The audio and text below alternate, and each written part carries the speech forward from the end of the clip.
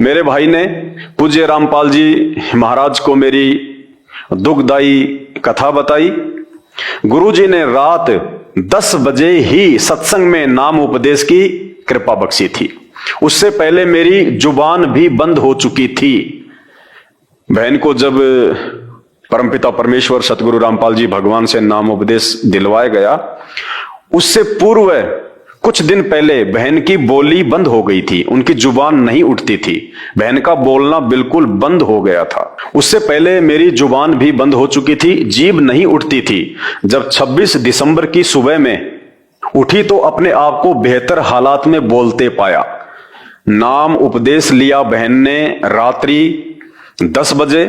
नाम उपदेश लेने के बाद वो सो गई वहीं पे आश्रम में, और जब सुबह वो उठी तो बहन ने अपने आप को बोलते हुए पाया।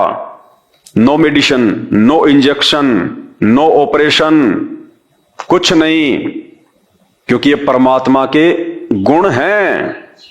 परमात्मा धरती पे प्रकट है। सतगुरु जो चावे सो कर दे, भरम पड़ो मत कोई, सेऊ धड़ पर शीश चढ़ाया, पाछे करी रसोई। अभी तक हमने राम और भिलनी, सुदामा और श्री कृष्ण जी की मीठी मीठी कहानियां सुनी है। भक्ति मार्ग की यथार्थ कहानियां जिस दिन आप संत रामपाल जी भगवान के सत्संग सुनना शुरू करेंगे तब आपको पता चलेगी। तो ये वो परमेश्वर है। सुबह उठी तो अपने आप को बेहतर हालात में बोलते पाया तथा अपने भाई को बताया कि इतने वर्षों बाद मुझे लग रहा है कि मैं अपने शरीर में हूं तथा मेरे शरीर से जैसे कोई भार उतर गया, यानी जो ओपरी जो हवा थी, जो भूत प्रेत का साया था, पाप कर्मों का जो वजन था बहन की आत्मा पे, उसके अपने कुसंस्कारों का, सतगुरुदेव जी ने जैसे नाम उपदेश दिया, अपना आशीर्वाद दिया, परमेश्वर ने सारे बंधन काट दिए उसके। परमात्मा के संपर्क में आते ही भाई जैसे बर्फ होती है, बर्फ का गुण है शीतलता। बर्फ कभी भी आपको जो है वो गर्मी महसूस नहीं होने देगी। बर्फ का गुण है शीतलता, वो ठंडक ही देगी। तो परमेश्वर के जो गुण हैं वो है लाभ देना, फायदा देना, दुखों से बाहर निकालना, कष्टों से बाहर निकालना। तो जैसे ही इन्होंने परमपिता परमेश्वर से नाम लिया, उस अल्लाह से नाम लिया जो आज संत रामपाल जी के रूप में धरती पे प्रकट हैं, सुबह बहन की जुबान भी ठीक हो गई और बहन को ऐसा महसूस हुआ जैसे मेरे ऊपर से किसी ने बहुत ज्यादा वजन उतार दिया हो। इतने वर्षों के बाद मुझे लग रहा है कि मैं अपने शरीर में हूं तथा मेरे शरीर से जैसे कोई भार उतर गया है। मुझे बोलते देखकर मेरा भाई सुखवीर हैरान रह गया तथा कहा कि महाराज रामपाल जी तो साक्षात कबीर परमेश्वर आए हैं। क्या कहा भगत जी ने जब ऐसा चमत्कार देखा अपनी बहन के साथ में? जो बहन सैकड़ों डॉक्टरों के पास जाके भी ठीक नहीं हो पा रही थी, कितने शाणे, कितने ही धर्मगुरुओं के चक्कर में पैसे भी बर्बाद किया, उसके बावजूद भी 1 टका लाभ नहीं था। और जैसे ही संत रामपाल जी ने रात्रि को नाम दिया, सुबह बहन 16 आने ठीक, तो भाई भी हैरान रह गया। और भाई का जो विश्वास था, उन्हें पहले से तो मालूम था इस बात का कि ये परमात्मा है, ये कोई सामान्य संत नहीं है, कोई सामान्य व्यक्ति नहीं है। सामान्य संत और व्यक्ति वो कह सकते हैं जो अभी संत रामपाल जी के सत्संगों से दूर हैं, अपरिचित हैं। तो भाई ने कहा कि ये तो साक्षात परमात्मा आए हुए हैं धरती पे, ये तो स्वयं कबीर देव हैं। तथा कहा कि महाराज रामपाल जी तो साक्षात कबीर परमेश्वर आए हैं। मैं बीड़ी पीती थी, उसी दिन छोड़ दी। देखिए, भक्ति के कुछ नियम होते हैं। जैसे हम किसी डॉक्टर के पास जाते हैं, डॉक्टर से हम ऑपरेशन करवाते हैं, डॉक्टर हमें मेडिसिन देता है रिकवर करने के लिए, साथ में डॉक्टर हमें कुछ परहेज बताता है कि आपने खट्टा नहीं खाना, मीठा नहीं खाना। यदि हम वो परहेज का पालन नहीं करेंगे तो डॉक्टर चाहे कितना ही अच्छा क्यों ना हो, उसकी मेडिसिन चाहे कितनी अच्छी क्यों ना हो, ऑपरेशन कितना ही सक्सेसफुल क्यों ना हो, हम रिकवर नहीं हो पाएंगे और वो रोग हमें पुनः धीरे धीरे वापस घेर लेगा। क्यों? क्योंकि हमने डॉक्टर के बताए गए परहेज नहीं निभाए। इसी प्रकार ये भक्ति मार्ग है। अगर हमने उस परमेश्वर से, उस परमात्मा से पूर्ण लाभ प्राप्त करना है जो आज धरती पे सतगुरु के रूप में, संत रामपाल जी के रूप में प्रकट हैं, तो हमने उनकी भक्ति के साथ साथ उनकी मर्यादाओं को विशेष तौर पे निभाना पड़ेगा। और संत रामपाल जी की कुछ मर्यादा हैं। उनके शुरुआत में 11 नियम होते हैं, जिसमें किसी भी प्रकार का नशा करना वर्जित है, मांस भक्षण करना वर्जित है, जीव हत्या वर्जित है। और उनके सत्संग सुनने के बाद में, नाम उपदेश लेने के बाद में, केवल हमने एक ही परमेश्वर की भक्ति करनी होती है, और वो परमेश्वर होता है गुरु, सतगुरु।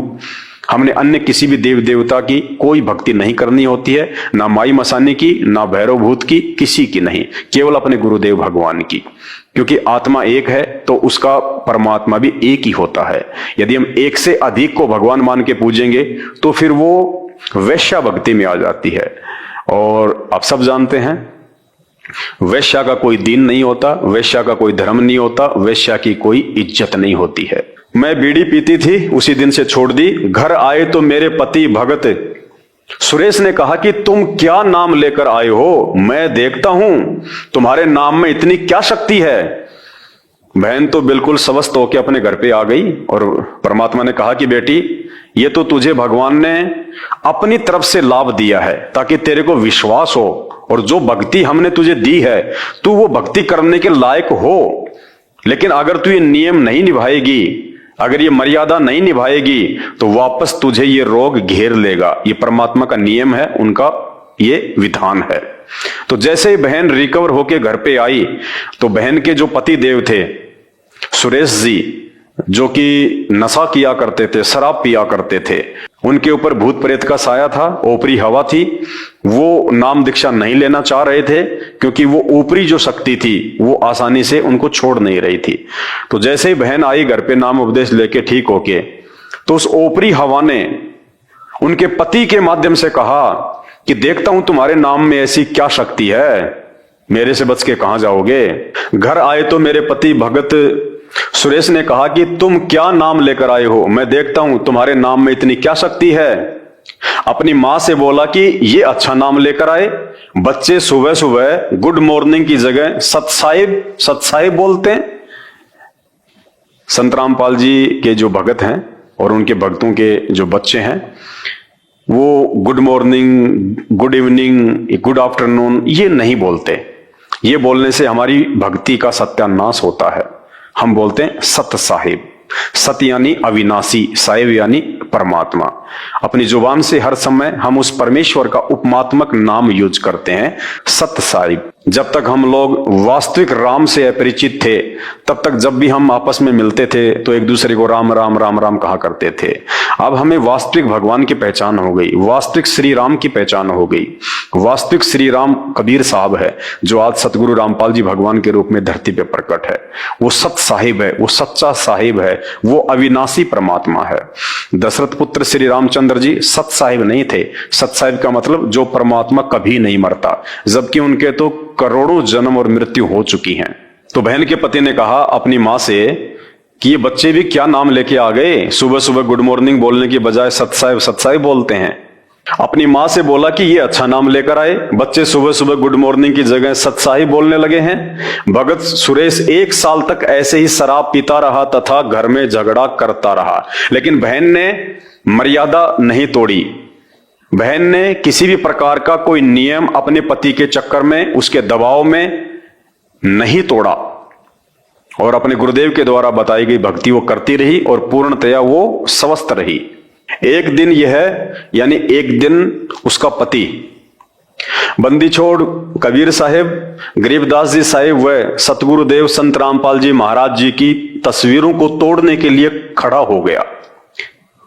तब मैंने हाथ जोड़कर बंदी छोड़ से ये प्रार्थना की, यानी बहन ने अपने घर पे जो दरबार साहिब लगा रखा है, जहां नाम उपदेश लेने के बाद हम आरती करते हैं, मंत्र करते हैं, और हम वेदों के अनुसार, ऋग्वेद के अनुसार हवन करते हैं, देसी घी की ज्योत जलाते हैं। वहां जाके बहन ने अपने गुरुदेव भगवान सतगुरु रामपाल जी से हाथ जोड़ के प्रार्थना की कि हे परमेश्वर, इस नादान को आप ही सद्बुद्धि दीजिएगा। तब मैंने हाथ जोड़कर बंदी छोड़ से प्रार्थना की कि आप ही इनकी बुद्धि को कंट्रोल में कर सकते हैं। तब बंदी छोड़ यानी सतगुरु रामपाल जी भगवान, आपने ही इनको ऐसा चमत्कार दिखाया कि मेरे पति सुरेश ने पूजा स्थल पर वापस फोटो रख दिए तथा उल्टे पांव जाकर दंडवत प्रणाम किया। यानी संत रामपाल जी भगवान स्वयं उस दरबार में अपने शरीर में प्रकट हो गए। उन्होंने ऐसा चमत्कार दिखाया उनको कि बेटा ये खाली फोटोएं नहीं है, ये खाली कागज के टुकड़े नहीं है, परमात्मा खुद धरती पे है। ये असली भगवान की फोटोएं हैं, ये नकली भगवानों की फोटो नहीं है, ये नकली भगवानों की मूर्तियां नहीं हैं, ये असली भगवान की हैं। इनके साथ में खिलवाड़ ठीक नहीं है। परमात्मा स्वयं प्रकट हो गए और उसके बाद वो घबरा गए और उन्होंने वहीं पे ये चमत्कार देखकर सतगुरु रामपाल जी भगवान को दंडवत प्रणाम किया। तब बंदी छोड़ आपने ही इनको ऐसा चमत्कार दिखाया कि मेरे पति सुरेश ने पूजा स्थल पर वापस फोटो रख दिए तथा उल्टे पांव जाकर दंडवत प्रणाम किया। तब से लेकर आज तक उन्होंने शराब, बीड़ी आदि सब बुराइयों को त्याग दिया। यानी उनके पति ने भी नाम उपदेश ले लिया। उसके बाद वो चमत्कार देखकर कि भाई ये कोई छोटे मोटे संत नहीं है, ये तो परमात्मा है।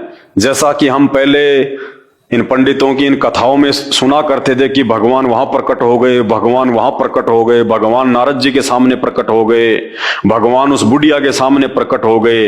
हमने केवल ये सुना था कि भगवान जो है वो प्रकट होते हैं, लेकिन बहन के जो पति हैं उन्होंने तो साक्षात देखा अपने घर पे भगवान को सामने प्रकट होते हुए देखकर। तब से लेकर आज तक उन्होंने शराब, बीड़ी आदि सब बुराइयों को त्याग दिया। इसका गवाह पाना गंजा व डीगल गांव है। मुझे पुनर्जन्म मिला क्योंकि बहन को असाध्य रोग था। यदि वे संत रामपाल जी भगवान की शरण में नहीं आती, संत रामपाल जी से नाम उपदेश प्राप्त नहीं करती, तो बहन का आगे का जीवन शेष नहीं था। सतगुरु रामपाल जी भगवान ने अपने विधान अनुसार, जैसा कि हम भगवान के गुणों में सुनते हैं कि भगवान मुर्दे को जिंदा कर देता है, वो बहन के साथ में हुआ। सतगुरु रामपाल जी भगवान ने बहन को पुनर्जन्म दिया। उन्होंने बहन की आयु को एक्सटेंड कर दिया सिर्फ भक्ति के लिए, वरना बहन अपने संस्कार आधार से इनकी आयु पूरी हो चुकी थी। इनका आगे जीवन शेष नहीं था। कोई भी इनका जीवन आगे एक्सटेंड नहीं कर सकता था सिवाय उस परमेश्वर के, उस अल्लाह के। और वो अल्लाह आज धरती पे संत रामपाल जी के रूप में है। तो परमेश्वर ने उस बहन से आगे भक्ति करवाने के लिए उनके जीवन को एक्सटेंड कर दिया। बहन की उम्र बढ़ा दी परमात्मा ने। मुझे पुनर्जन्म मिला देखकर मेरे दुख में दुखी मेरे भाई राजेंद्र सिंह राठी, डीएसपी हरियाणा, व भाई प्रेम प्रकाश राठी एडवोकेट सहित पूरे परिवार ने भी नामदान ले लिया। बहन की ऐसी हालत को देखकर, क्योंकि बहन के पास में तो पैसे थे नहीं, बहन क्या करती, अपने पीहर से, अपने भाइयों से मदद मांग मांग के अपना इलाज करवाया करती थी। किसी भी शाणे के पास जाती थी, धर्मगुरु के पास जाती थी, हॉस्पिटल में जाती थी, तो अपने भाइयों से ही आर्थिक मदद लिया करती थी। तो उस बहन की ऐसी हालत को देखकर और ऐसी हालत में एकदम से वो रिकवर हो गई, स्वस्थ हो गई। उन्हें पता चला कि इन्होंने संत रामपाल जी से नाम उपदेश लिया है। तो तुरंत उसका एक भाई जो हरियाणा पुलिस में डीएसपी था और दूसरा एडवोकेट था, पूरे परिवार ने संत रामपाल जी से जाके नाम उपदेश ले लिया। नाम उपदेश लेने के बाद में कबीर परमेश्वर ने ऐसे ऐसे सुख दिए जिनकी कल्पना भी नहीं की जा सकती। सबसे पहला सुख बहन क्या बता रही है, हमारी भैंस ने सरफ खा लिया था। भैंस का बिल्कुल बुरा हाल था। डॉक्टर को दिखाया तो उन्होंने बताया कि इसने कोई जहरीली वस्तु खा ली है तथा 10 इंजेक्शन लगा दिए। अगले दिन भैंस की आंखों से नीला पानी बहना शुरू हो गया तथा भैंस अंधी हो गई। डॉक्टर भी हाथ खड़े कर गए। बहन की जो भैंस थी उसने सांप को खा लिया। अब सांप को जब खा लिया तो सांप में तो जहर होता है। अंदर जाके जब सांप ने जहर छोड़ा तो जो भैंस थी वो आंखों से अंधी हो गई, खाना पीना छोड़ दिया उसने। हमारी भैंस ने सांप खा लिया था, भैंस का बिल्कुल बुरा हाल था। डॉक्टर को दिखाया तो उन्होंने बताया कि इसने कोई जहरीली वस्तु खा ली है तथा 10 इंजेक्शन लगा दिए। अगले दिन भैंस की आंखों से नीला पानी बहना शुरू हो गया तथा भैंस अंधी हो गई। डॉक्टर भी हाथ खड़े कर गए। तब रात में सौपन में सतगुरुदेव रामपाल जी महाराज नजर आए। उन्होंने भैंस के शरीर पर हाथ फेरा। सुबह उठे तो हमने तथा पड़ोसियों ने अपनी आंखों से भैंस के मुंह में सांप को देखा तथा उसको निकाला। ये होते हैं चमत्कार। उस भैंस को मरना था, कोई नहीं बचा सकता था, लेकिन परमात्मा जो चाहे सो कर दे। भगवान वही है जो दिन को रात कर दे, रात को दिन कर दे। भगवान वही है जो राई को पहाड़ कर दे, पहाड़ को राई कर दे। कहते हैं साहिब से सब होत है, इंसान से कुछ नहीं, वो राई से पर्वत कर दे, फिर पर्वत से राई। परमात्मा कुछ भी कर सकते हैं। आज तक हमने केवल भगवान के विषय में सुना था कि भगवान ऐसा कर देता है, भगवान वैसा कर देता है, लेकिन हमें वो लाभ प्राप्त नहीं हुए थे। क्योंकि जिन नकली गुरुओं को हम भगवान मान के, बहुत बड़ा साधु संत मान के, जगत गुरु मान के, जिनके द्वारा बताए गए मनमुखी मंत्रों का हम जाप कर रहे थे, जिनके द्वारा बताई गई मनमुखी आध्यात्मिक क्रियाओं को हम सर्वश्रेष्ठ मान के ये सोचकर कर रहे थे कि ये करने से हमारे दुखों का निवारण होगा, लेकिन नहीं हो सकता था। वो निवारण आज इस धरती पे केवल संत रामपाल जी के पास में है, केवल संत रामपाल जी के पास में। क्योंकि ये पूर्ण पुरुष हैं, ये आदि पुरुष हैं, ये आदि राम हैं, वास्तविक श्री राम हैं ये। और इनके द्वारा बताई गई जो भक्ति है, जो शास्त्र प्रमाणित मंत्र हैं, उनके थोड़े से जाप मात्र से इंसान उन सुखों का अनुभव करने लगता है, उन असाध्य रोगों से मुक्ति प्राप्त कर लेता है जिसकी हम लाखों रुपया बर्बाद करके भी ठीक होने की कल्पना नहीं कर सकते। तब रात में सोपन में सतगुरुदेव जी महाराज नजर आए। उन्होंने भैंस के शरीर पर हाथ फेरा। सुबह उठे तो हमने तथा पड़ोसियों ने अपनी आंखों से भैंस के मुंह में सांप को देखा तथा उसको निकाला। भैंस स्वस्थ हो गई तथा पूरा दूध देने लग गई। ऐसे ऐसे पता नहीं कितने सुख आपने हमें दिए। कल तक हमारे पास 10 रुपए तक नहीं थे, लेकिन आज उन्हीं खेतों में धन उपजता है तथा किसी के आगे हाथ फैलाने की जरूरत नहीं। पड़ोसी कहते हैं कि तुम्हारे गुरुजी ही तुम्हारे लिए राम हैं। ऐसे ऐसे सुख देख के, ऐसे ऐसे चमत्कार देख के आड़ोसी पड़ोसी भी कहने लगे। क्योंकि किसी भी व्यक्ति की माली हालत को, उसकी आर्थिक हालत को उसके पड़ोसियों से बेहतर कौन जान सकता है।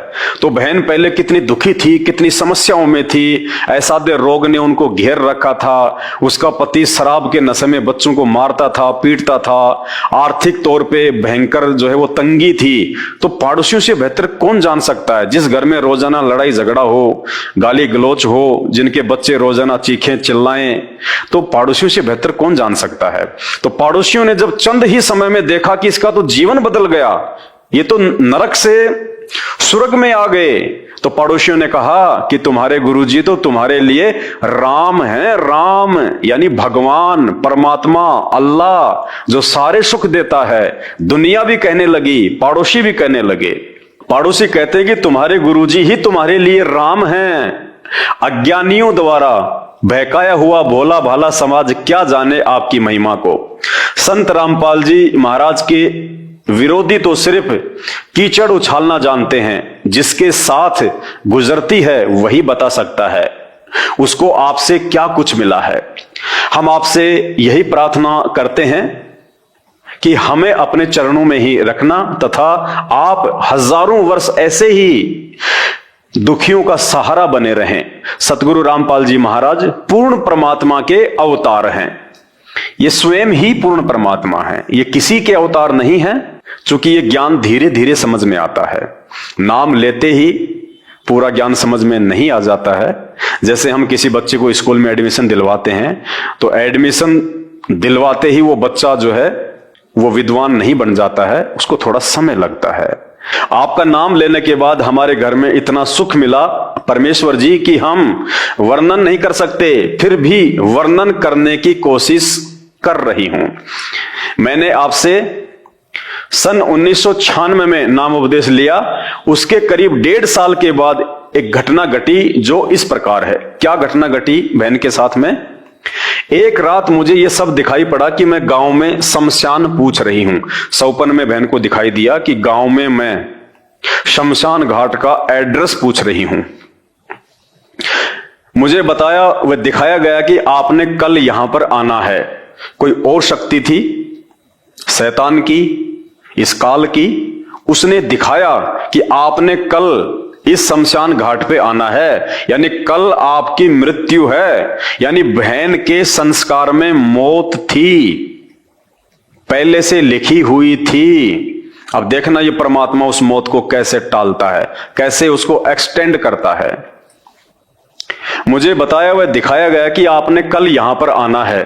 वह मुंडाना पाने का शमशान था। जब सुबह हुई तो मुझे हैजा हो गया, मुझे इतना ज्यादा सिर में दर्द हो गया कि टक्कर मारकर मर जाऊं।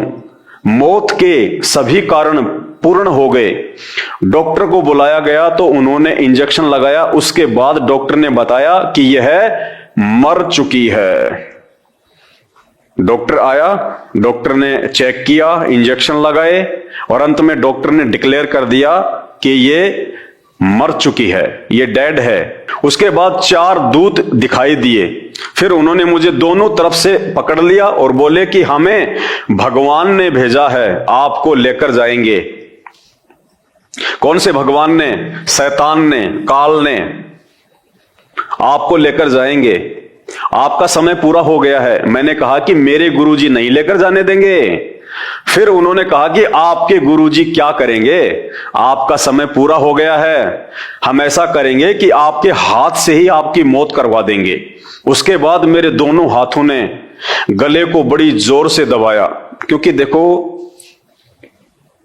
सूक्ष्म रूप में वो शैतानी शक्तियां जिसकी मृत्यु का समय होता है, और जब वो यम के दूत आते हैं उसको लेने के लिए, उसके वो प्राण निकालने के लिए, तो वो आड़ोसी पाड़ोसियों को दिखाई नहीं देते, वो घर वालों को दिखाई नहीं देते, वो केवल उसी को दिखाई देते हैं जिसकी मौत होनी होगी।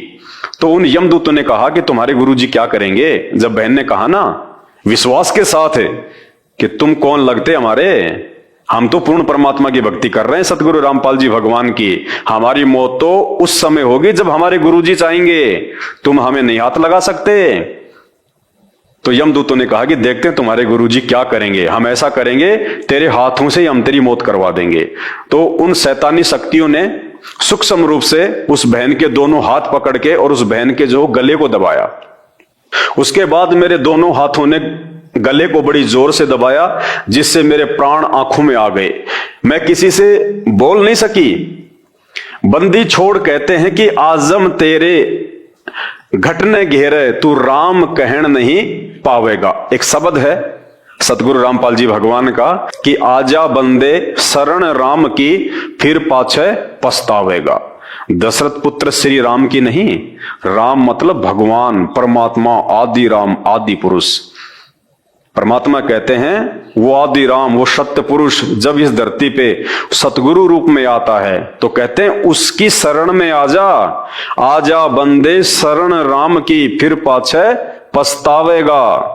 मात पिता तेरा कुटुंब कबीला सारा ही खड़िया लखावेगा। जब वो यम के दूत आएंगे ना तेरी आत्मा को निकालने के लिए, तो कहते हैं तेरे माता पिता, तेरे रिश्तेदार सब वहीं खड़े होंगे, लेकिन वो कुछ नहीं कर पाएंगे उस समय। कहते हैं मात पिता तेरा कुटुंब कबीला सारा ही खड़िया लखावेगा, और आजम तेरे घटने घेरे। आजम यानी वो यम के दूत आके और तेरा गला दबाएंगे आत्मा निकालने के लिए, प्राण निकालने के लिए। आजम तेरे घटने घेरे, तू राम कहन ना पावेगा, एक शब्द भी नहीं निकाल पाएगा उस समय तू। तो बहन कह रही है कि मैं बोल नहीं पा रही थी, उन्होंने मेरा सूक्ष्म रूप से वो गला जो है वो दबा दिया। वह स्थिति मेरे साथ हो गई। उसके बाद कबीर साहेब कमल के फूल पर मेरे पास प्रकट हुए। भाई और बहनों, यहां पे ये कबीर साहेब जी का नाम अभी जो आपने सुना कि उसके बाद में मेरे सामने कमल के फूल पे कबीर साहेब जो है वो प्रकट हो गए। आप जो अभी नए नए संत रामपाल जी का ज्ञान सुन रहे हैं, तो आप लोग अभी इस मैटर को नहीं समझ पाएंगे। इस मैटर को केवल वही समझ पाएंगे जो काफी वर्षों से संत रामपाल जी के भगत हैं और विशेषकर जो साध संगति से जुड़े हुए हैं। तो मैं अपने उन भगत भाइयों को थोड़ा सा मैं समझाना चाहूंगा। भाई और बहनों, हम सब जानते हैं कि 650 साल पहले परमात्मा जिस दाढ़ी मूंछ वाले रूप में आए थे, जो फोटो आजकल आप देखते हो यूट्यूब पे, गूगल पे, हर जगह, अब हमें तो हो गया पता इस बात का कि वो तो एक काल्पनिक फोटो है, वो हाथ से बनाई गई फोटो है, क्योंकि 650 साल पहले ना कोई वीडियो रिकॉर्डर था, ना ही कोई वो कैमरा था।